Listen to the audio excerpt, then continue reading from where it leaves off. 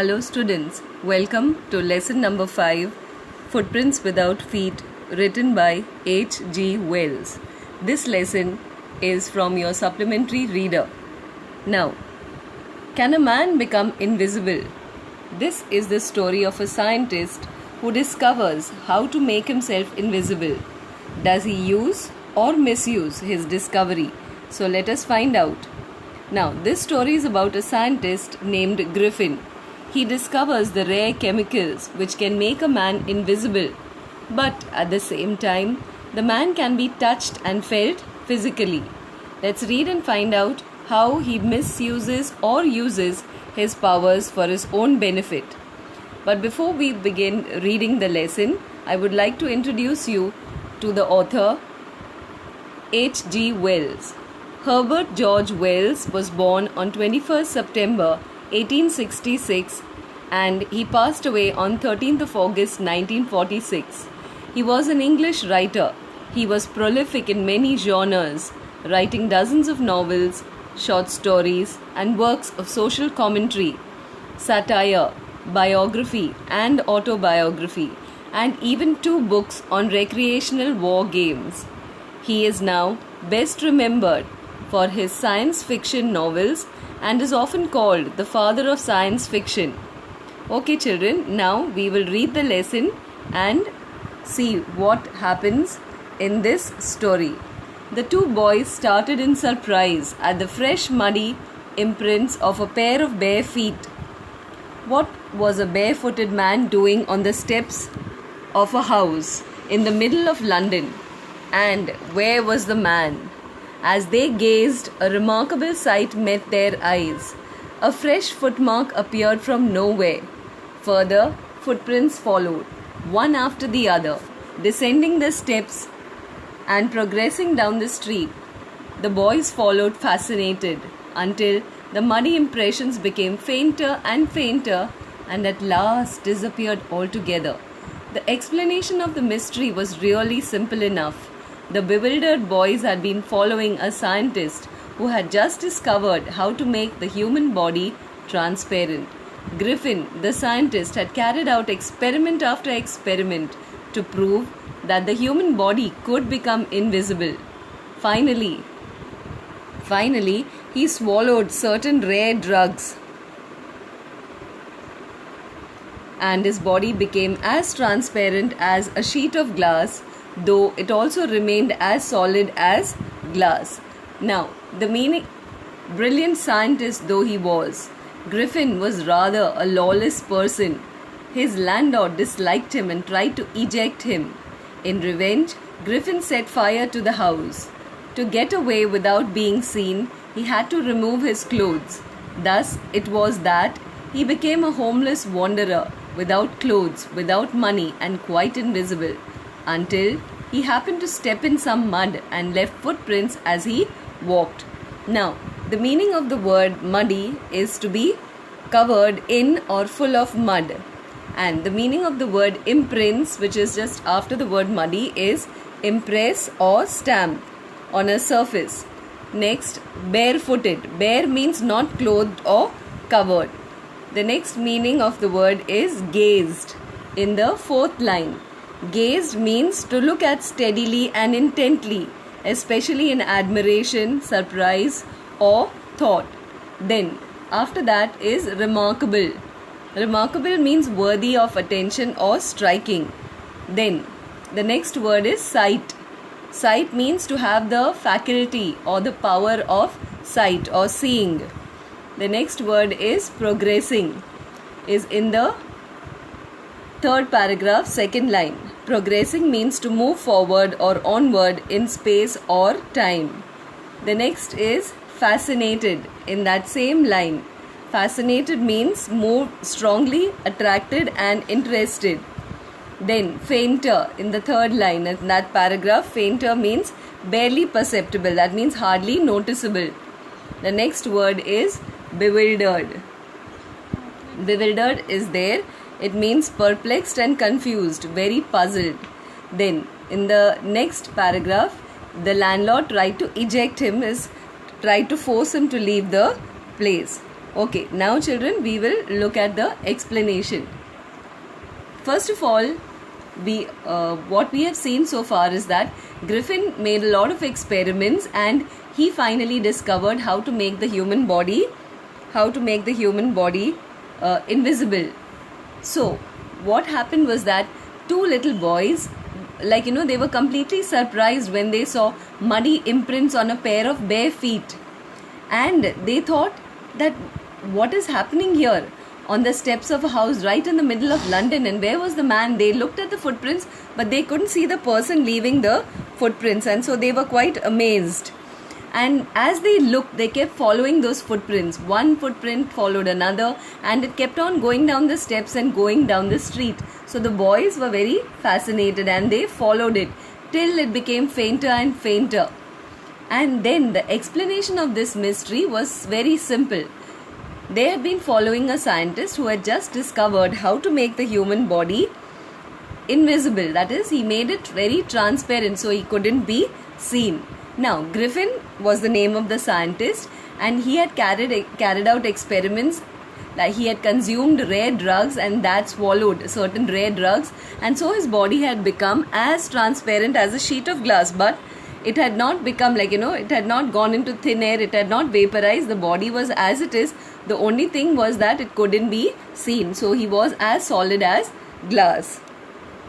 Then, brilliant scientist though he was a rather lawless person. That means he did not follow the laws. He believed in breaking the laws. He had no regard or respect for the law, and so his landlord did not like him very much. He disliked him and tried to get him out of his house. So because the landlord tried to force him out of the house, he set fire to the house, and in order to avoid being seen, he took off all his clothes, because the clothes could be seen, right? Clothes could not become invisible, but he was completely invisible. So if he didn't want to be seen, so he had to take off his clothes. Now, what was the drawback to not having clothes?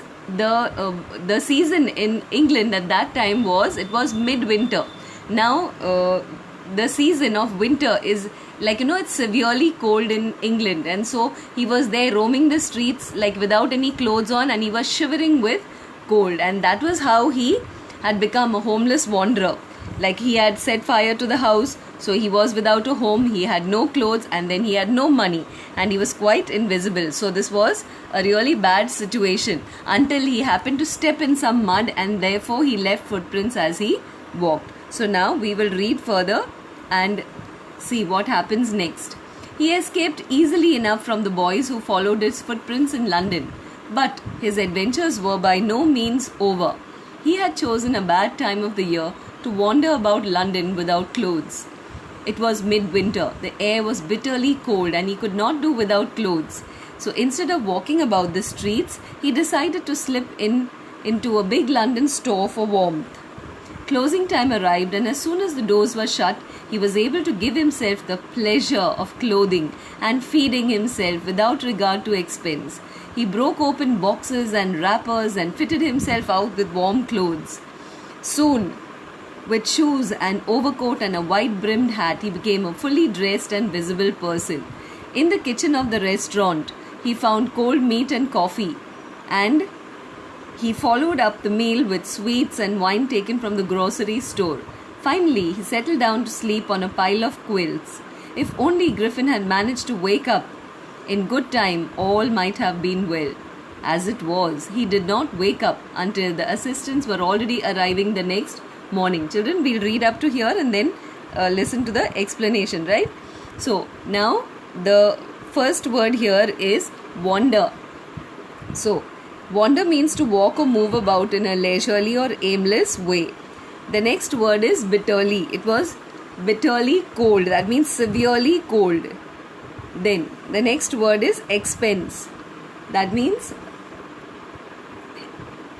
expense, without regard to expense. That means expense is normally whatever you spend for something. So the cost that you incur when you buy something. But here, what did Griffin do? He went there and helped himself to just about anything that he wanted. And then the next word is panicked. Panicked is to feel or cause panic. Now over here, what did we see? That in order to take revenge on his landlord, he set fire to the house, and so he didn't want to be seen, so he took off his clothes. He had no money, no home, and so he was wandering about the streets. It was severely cold, so he enters a London store, and then it was just closing time, so all the people left, all the employees left, and then he had the whole store to himself. So as he had the whole store to himself, he went and opened boxes and wrappers and wore clothes and wore a big hat, and then he helped himself to he went to the restaurant and helped himself to food, and also to drinks. And after having the food, he had nice sweets, and he had cold meat, coffee, then he had sweets and wine from the grocery store, and then since his tummy was full, he went off to sleep on a pile of quilts. Now quilts are padded bed sheets, kind of like blankets that you cover yourself with in winter. So he was very comfortable, and if only he had managed to wake up in good time, all might have been well. But what happened is that he was so comfortable that he went off to sleep and didn't wake up until the assistants were already arriving. And then when he saw a couple of them, he panicked. And then began to run. They naturally ran after him. They gave chase, and in the end, he was able to escape only by quickly taking off his newly found clothes, because whenever he wore clothes, people could see him. So the only solution to people not seeing him was to take off his clothes. So once more he found himself invisible but naked in the chill January air. This time he decided to try the stock of a theatrical company in the hope of finding not only clothes but also something that would hide the empty space above his shoulders.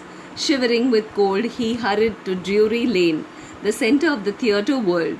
He soon found a suitable shop. He made his way, invisible, upstairs and came out a little later wearing bandages round his forehead, dark glasses, false nose, big bushy side whiskers and a large hat. To escape without being seen, he callously attacked the shopkeeper from behind, after which he robbed him of all the money that he could find. So, children, see, so after escaping from that store that he had spent the night in, when all the assistants came back, then he took off his clothes in that cold January air, and so he was feeling extremely cold. So he decided that the best place to go to is the theatre world, which is in Drury Lane. It was the center of the theatre world. So now in the theatre world, they would be having shops where they would have props, and they would have costumes for people to wear on stage. So he knew about this place very well. So he went there, and since he was invisible, nobody knew he entered. He went and wore whatever he required. He took there without asking anyone. He wore bandages around his forehead, dark glasses, false nose, big bushy side whiskers, that means sideburns, hair by the side, and a very large hat. And so, once he wore the clothes, he would be seen, right? So what did he do? He hit the shopkeeper from behind, and then he robbed him of all the money that he had. And then he left that place. So, let us continue reading. Eager to get away from crowded London, he took a train to the village of Iping, where he booked 2 rooms at the local inn. Now, the meaning of an inn is like a small, it's a guest house kind of, where you can also eat and you can live. It's like a guest house. So, like a hotel. The arrival of a stranger at an inn in winter was in any case an unusual event. A stranger of such uncommon appearance set all tongues wagging. Mrs. Hall, the landlord's wife, made every effort to be friendly, but Griffin had no desire to talk and told her, "My reason for coming to Iping is a desire for solitude." Now, solitude means wanting to be alone, and desire means wish. I do not wish to be disturbed in my work. Besides, an accident has affected my face. That means he told her he had no desire for to keep on talking to anyone. He was here on work, and an accident had affected his whole face. Satisfied that her guest was an eccentric scientist, and in view of the fact that he had paid her in advance, Mrs. Hall was prepared to excuse his strange habits and irritable temper. Irritable, that means he used to get, he had a very short temper and he used to flare up at anyone and everyone all the time. But the stolen money did not last long, and presently Griffin had to admit that he had no more ready cash. He pretended, however, that he was expecting a check to arrive at any moment. Shortly afterwards, a curious episode occurred. Very early in the morning, a clergyman and his wife were awakened by noises in the study. Creeping down, they heard the chink of money being taken from the clergyman's desk. Now, children, as I read, I will explain. Since Griffin was very eager to get away from London, as it was very crowded, right? He thought, let me go to the village, let me go to the countryside where there are lesser number of people and nobody will notice me. So he went and booked 2 rooms in a local hotel, boarding and lodging place at a local inn. Now, a stranger, first of all, very few people came that side, and he was a stranger there. Not only that, his get-up, the clothes that he wore was very unfamiliar to the people there, and he had such an uncommon appearance. So all the people began talking about him. That set the tongues wagging, means everyone, he was like the talk of the town.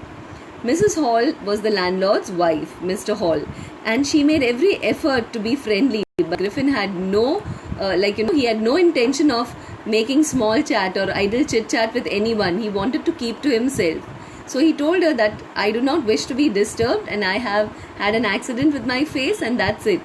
So Mrs. Hall did not mind, because she was feeling that he's a very he's a scientist who's very eccentric. That means he has very odd kind of manners. But she didn't mind because he had already paid her the money in advance.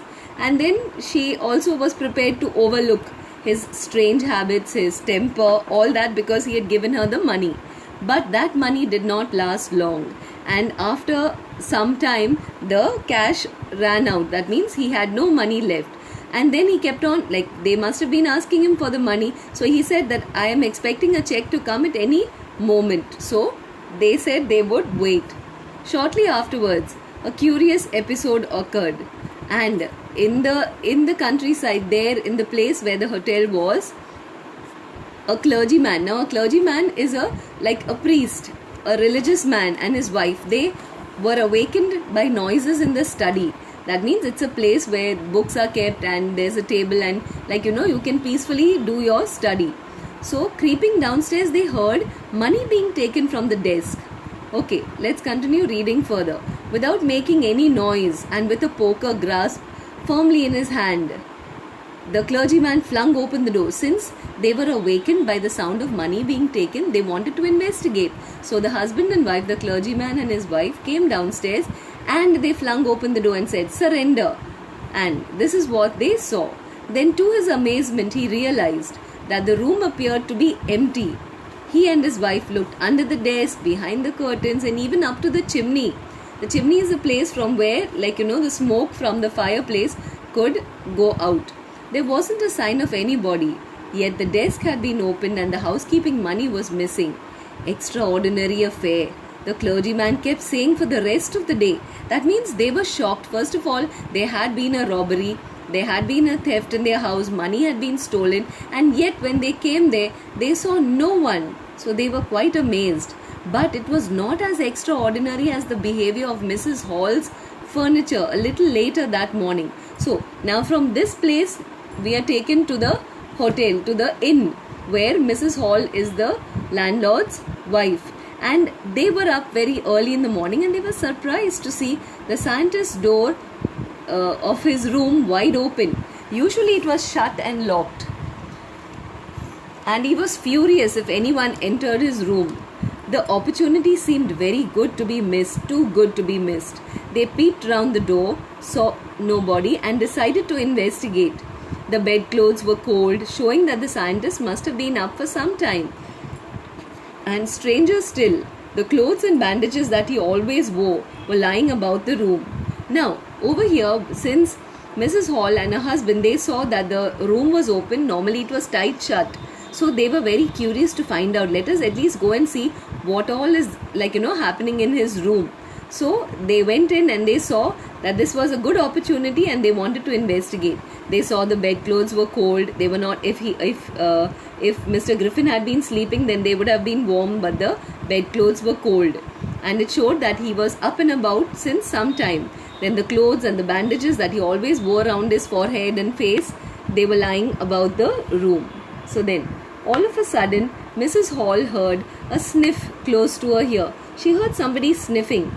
And a moment later, the hat on the bedpost, that means there's a long, a pole kind of thing near the bed, and the hat was there. So she saw the hat leaping up and dashing itself into her, somebody banged it into her face. Then the bedroom chair became alive and it sprang up in the air and it charged straight at her, legs foremost. So she wondered what is happening. As she and her husband turned away in terror, the extraordinary chair pushed them both out of the room and then appeared to slam and lock the door after them. So Mrs. Hall almost fell down the stairs in hysterics. That means she had become hysterical. She couldn't understand what was happening. She was convinced that the room was haunted by spirits. She thought there were some evil spirits there in the room and that the stranger had somehow caused these evil spirits to enter into her furniture, and that's the reason why the furniture had been running after her, trying to chase her and her husband out of the room. My poor mother used to sit in that chair, she moaned. That means she cried sadly. To think it should rise up against me now. So she found it very hard to believe that the same furniture that belonged to her dear mother should now be possessed by evil spirits and that they were rising up against her. So she felt very, very sad. The feeling among the neighbors. So now this news did not remain there. Mrs. Hall and her husband told everyone about what had happened. The feeling among the neighbors was that the trouble was caused by witchcraft. They thought that somebody was chanting spells and things like that, and there had been some witchcraft happening. But witchcraft or not, when news of the burglary at the clergyman's home became known, the strange scientist was strongly suspected of having had a hand in it. Okay, so after this unfortunate incident of the furniture chasing them out of their own inn, Mrs. Hall told everyone about it, that the furniture in Mr. Griffin's room was possessed. And then they heard about the robbery in the clergyman's home. Then everyone had suspicion. They doubted that it was Mr. Griffin who had a hand in this, because there was no other person who was a stranger except him. So they began to doubt Mr. Griffin, and rightly enough, he produced some ready cash. Before he had said he had no money, so they wondered, there's a robbery and now he is paying money. So that means they put 2 and 2 together and they thought that it was he who robbed the clergyman's house. Then the village constable was secretly sent for. So they sent this news to the village constable. And instead of waiting for the constable, Mrs. Hall went to the scientist who had somehow mysteriously appeared from his empty bedroom. And she went and directly, confronted him. She said, I want to know what you have been doing to my chair upstairs, she demanded, and I want to know how it is you came out of an empty room and how you entered a locked room. So she demanded an explanation as to what all had been happening. So here, as we can see, that is the last episode in this story. The scientist was always quick-tempered, right? He was very hot-headed. Quick-tempered is to have a very hot head and to get angry quickly. Now he became furious. You don't understand who or what I am, he shouted. Very well, I'll show you. Suddenly he threw off all the bandages, whiskers, spectacles, and even his nose, and it took him only a minute to do this. The horrified people in the bar found themselves staring at the headless man. Mr. Jaffers, the constable, now arrived and was quite surprised to find that he had to arrest a man without a head. But Jaffers was not easily prevented from doing his duty. That means he was a man of his word. He knew that he was a very dutiful officer. He he did whatever he had to do. And so, if a magistrate's warrant ordered a person's arrest, then that person had to be arrested with or without his head. There followed a remarkable scene as the policeman tried to get hold of a man who was becoming more and more invisible as he threw off one garment after another. Finally, a shirt flew into the air, and the constable found himself struggling with someone he could not see. So, we'll continue from here, children. So, the scientist was very hot-tempered. He became furious because she demanded to know how he had entered the empty room, and how is it that, all these bandages and all were lying over there. And so he said, well, you do not know who I am or who or what I am. So he says, I will show you. He threw off his bandages all within just a minute. Spectacles, whiskers, his nose and everything. And the people were horrified. They were they just couldn't believe what they were seeing. They were looking at clothes on a man but without any head. Now, then Mr. Jaffers was the constable who had come there, right? So, he was quite surprised that he had to arrest this man without a head, but he did not mind doing his duty. He was sure of doing his duty. And so, there followed a remarkable scene. The policeman tried to catch hold of him, and he was becoming more and more invisible. So, after taking off his whiskers and his nose and bandages, the clothes started disappearing. Finally, a shirt flew into the air. The constable found himself struggling with someone he could not see at all. Then, some people tried to help him nab this person, catch hold of, but they found themselves hit by blows that seemed to come from nowhere. And in the end, Jaffers was knocked unconscious. The constable was knocked unconscious, and as he made a last attempt to hold on to this unseen scientist, there were nervous, excited cries of hold him. But this was easier said than done, because how could you hold a person you couldn't see, right? No one could hold a person they couldn't see. So Griffin had shaken himself free. He had taken off all his clothes, so they couldn't see whom to hold, and no one knew where to lay hands on him. So children, this is the end of the story. What do we see? How Griffin consumed all the rare drugs and had made himself completely invisible. He had committed a crime. He set fire to the house. Then he went to a London store. There he ate and drank and wore clothes at the cost of that store. Then from there he went to Drury Lane, and over there he wore clothes and he hit the shopkeeper, robbed him of his money, then went to the inn and tried to live there without being noticed, but everyone knew about him. Then he went and robbed the clergyman. So all this shows how he had made himself invisible, but he did not use this invisibility for the benefit of human beings. He used it for his own personal means. No one benefited from his experiment of making a human being invisible. He had only misused his powers of becoming invisible, and that was no good to anyone. He had only caused pain and trouble and sorrow to the people around him, and he had caused a lot of inconvenience to the people around him. So that was not a good thing to do. Now let us have a look at the question answers of the lesson. Would you like to become invisible, and what advantages and disadvantages do you foresee of that in case you did? So first of all, it is you have to answer this. Would you like to become invisible? And whatever advantages you can think of or disadvantages, you would have to write the answer to that. So this is your personal choice and preference. So I cannot answer that for you. You will have to write your own answers for this. Are there forces around us that are invisible? For example, magnetism. Are there aspects of matter that are invisible or not visible to the naked eye? And what would the world be like if you could see such forces or such aspects of nature? Yes, you study in science about electromagnetism, about radiation, about so many forces, the gravitational pull. We cannot see all these things, but we can feel it, right?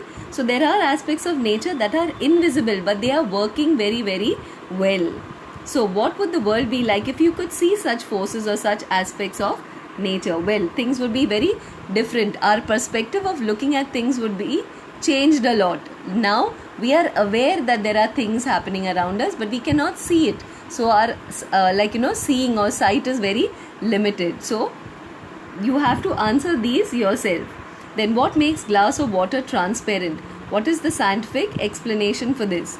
Do you think it would be scientifically possible for a man to become invisible or transparent? Keep this in mind, because H.G. Wells is a science fiction writer. So they had a vivid imagination and they wrote about certain things. So you have to answer these in your own words. Like, what is the process of making glass of water transparent? You will have to look up YouTube and read up on it. Then suggested reading is The Invisible Man by H.G. Wells. You could read the whole book. And As Far as the Human Eye Can See by Isaac Asimov. All these are science fiction writers. And It Happened Tomorrow is written by Bal Fondke. Bal Fondke is a Marathi writer. So if possible, you have time, then make sure you read some of these. At least read up a little bit of these books, so you get a general idea of how they write. So I would like you to read the lesson once again, several times in fact, and then try answering the questions that are given there. Even comprehension question answers, just go through and read well. Thank you, children, and have a nice day.